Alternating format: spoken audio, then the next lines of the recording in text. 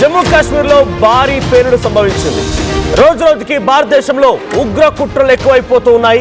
ఈ భారీ పేలుడు తర్వాత ఇప్పటికే 50 మంది స్పాట్ లో కొంత ఇబ్బంది పడ్డట్టు తెలుస్తోంది. 7 మరణించగా మరో 30 మందికి చాలా తీవ్రంగా గాయాలైనట్టు తెలుస్తోంది. ఈ ఘటన జమ్మూ కాశ్మీర్లోని శ్రీనగర్ దగ్గర నౌగాం పోలీస్ స్టేషన్ ఆవరణలో చోటు చేసుకుంది. ఏకంగా పోలీస్ స్టేషన్ ఆవరణలోనే ఈ సంఘటన చోటు చేసుకుని అర్థం చేసుకోవడం అక్కడ సిచ్యువేషన్ ఎలా ఉందనేది.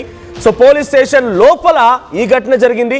సో క్షతగాత్రుల్ని ఒక్కసారిగా అక్కడి నుంచి ఆసుపత్రి తరలించే ప్రయత్నం చేశారు. 7 మరణించారు, 30 మంది అందరినీ కూడా ఆసుపత్రి తరలించారు. ఇంకా పలువురి పరిస్థితి విషమంగా ఉన్నట్టు తెలుస్తోంది. సో మృతుల సంఖ్య మరింతగా పెరిగే అవకాశం ఉంది. ఇక పూర్తిగా ఆ నౌగాం పోలీస్ స్టేషన్ మొత్తం కూడా తగలబడిపోయింది. సమీపంగా ఉన్నటువంటి వాహనాలు, పోలీస్ వాహనాలు అన్ని కూడా పూర్తిగా తగలబడిపోయాయి. ఈ పేలుడు తాటికి చుట్టుపక్కల ఉన్నటువంటి ఇల్లు కూడా ధ్వంసమైపోయాయి.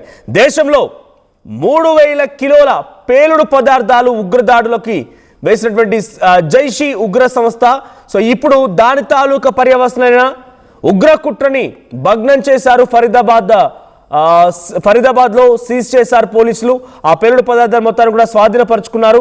సో ఉగ్రదాడి కాదంటున్నారు అధికారులు. సో ప్రస్తుతానికి ఈ ఘటనకు సంబంధించి ఇది ఉగ్రదాడి కాదు అంటున్నారు.